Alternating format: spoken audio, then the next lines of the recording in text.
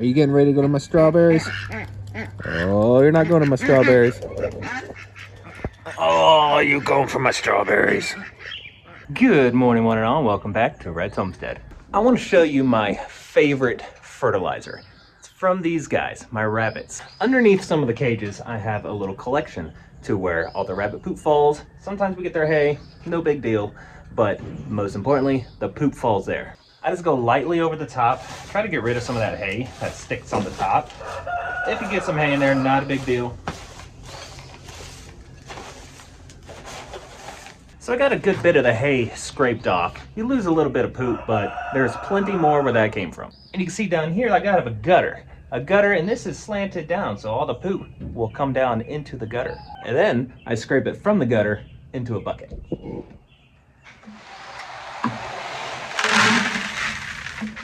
Once that's emptied, I go ahead and bring more down.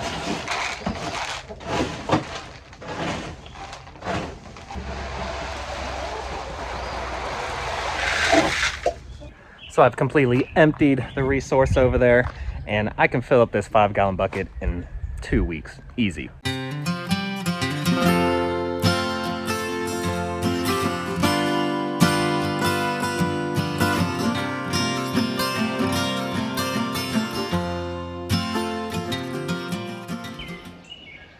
Looks like the hawk has found its first target.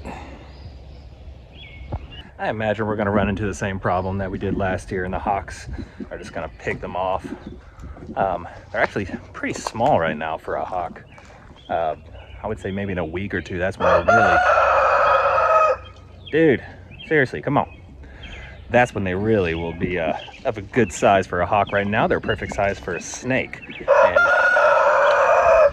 this time of year is when the black racers, the king snakes, we'll find them in the trees and all amongst the ground, and they tend to pick up a few of the chicks.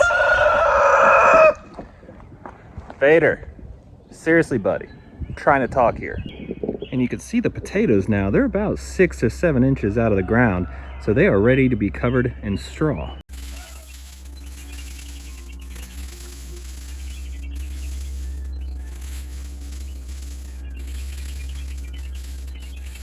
So we're working on the process of getting these chicks out into permanently staying in here. So what we did is we went ahead and got some tarps, and we're going to try to use these to wrap around and hopefully keep it more waterproof than it was. It's not very good right now with just the top. And also our neighbor got us this metal trash can, and these things are awesome because they last forever, but they're not 100% waterproof. On the handles where it clips into the top like this, it can leak in a good rainstorm. So always put a little silicone in there, or you're going to walk out to wet and moldy food.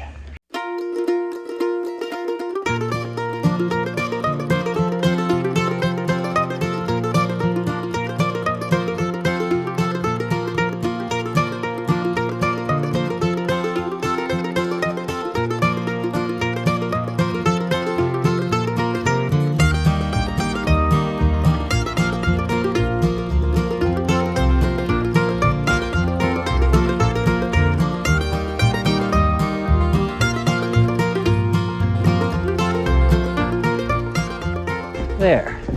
Now this ought to keep them nice, cozy, and dry.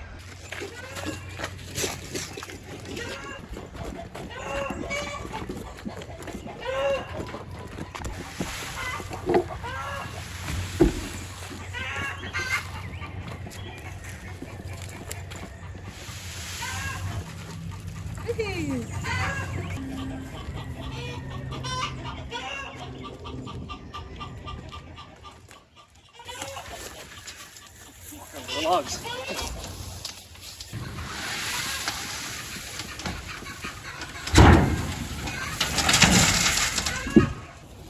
That's not bad. Oh wow, it's cracked and... Aww. That's rabbit and chicken food.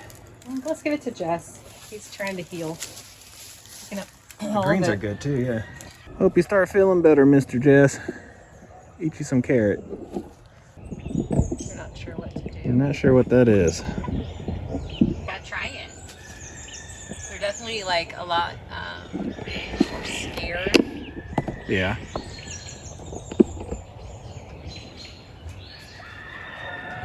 petals, mint, lemon balm, oregano, sage. Did I say rose petals? Whatever I have around here. And what does that do? Oh gosh, you have to Google. A lot of them are anti-inflammatory. Like some things are good for arthritis and joint pains, and I just doing the whole list of remedies. But I'm pretty sure we're too late for any of that to actually work. That's more preemptive, as we should be giving them like kind of every day. More than likely, we're gonna need actual legitimate antibiotics, but it'd be nice if little natural remedies will fix it. The second one I need to pull up is this parsnip from last year.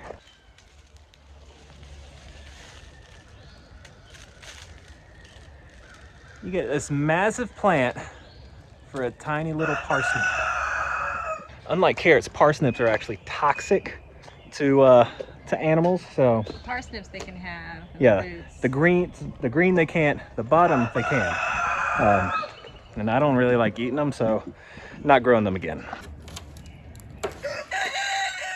That's one of the greatest things about this time of year is our animals get treated well too, because they get all the garden treats. So the ducks, they aren't destroying what we're eating, but they trample. They don't go after the plants, but they trample all the plants around it. You can see this comfrey is just taking a beating from what they've been walking on, but you go all the way over here, where Shannon's at, this lettuce and the kale, I mean, they're doing great.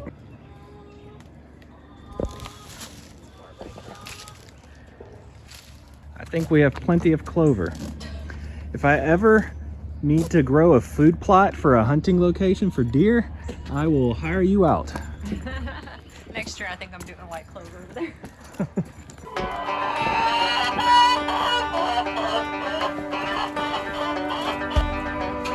Enjoy.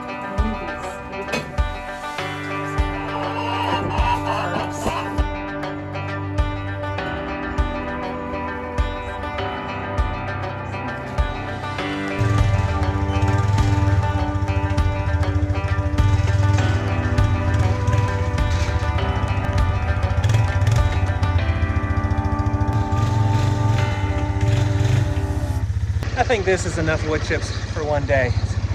We'll have to get this spread out because I don't have chickens to spread it out. But the reason we're putting wood chips over here is this is where the water just flows from the top of the property all the way down to the Grand Canyon down there.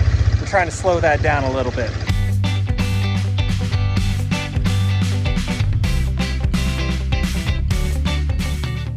So these chickens, they've already put themselves to bed. So all we gotta do is close the door and they're done. Problem is, the Silkies have yet to figure out how to roost. It's just like they don't want to. They keep pacing back and forth in front of the door, waiting for us to put them back into the brooder. And now, strangely enough too, the ducks, they're still out. I think their door closes in 10 minutes. That's usually when we lose the light. So we'll see. Not soon after that I finished just talking, they are now all back near their house. It's like they know when it's time to go inside and that door's gonna close. And they made their way back. And I don't know if you can hear them, but they are chirping pretty loud as they pace back and forth in front of that door, because this is when we usually pick them up and put them back inside the brooder. But tonight, we're trying to force them to tough love. Go to bed. Well, they aren't roosting. I can't see them. They must be hiding in the back like they do in their brooder. So tonight was forecasted to be a slight rain. And it's a downpour. This is the Silky's first night not inside the garage. It's not going well.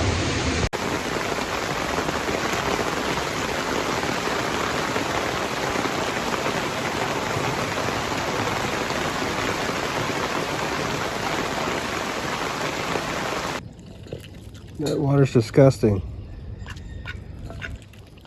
What are you doing?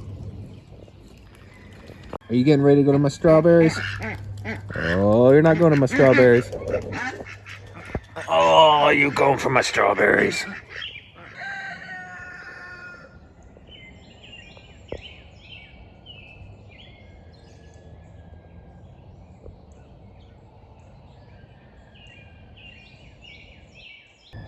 Well, I guess these chickens are ours now.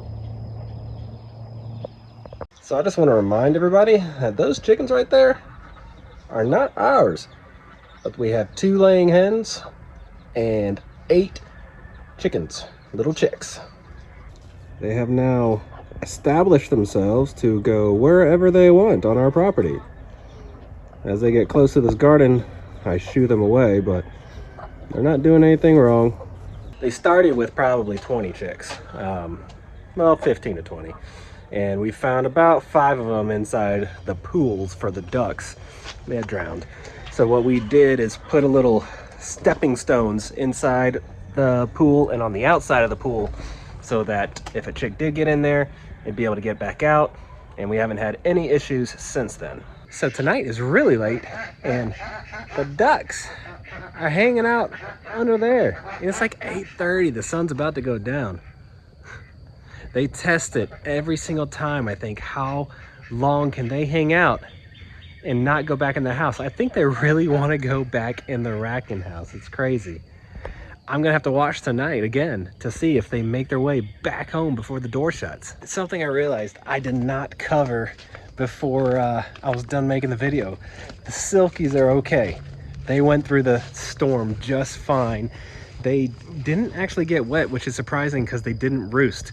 They just kind of hang out in the corner, but they didn't get wet. The tarps did a great job. So it's been now, what, 5, 6, 7 days? They're still down there, staying dry, loving it. So they are okay. So it is completely dark. You cannot see me right now. I'm a little hesitant to put on the flashlight because the ducks freak out, but pitch black behind me right there. The ducks are sleeping in the racking house right outside the door to the racking house. So enjoy this little silhouette of me in the starry night.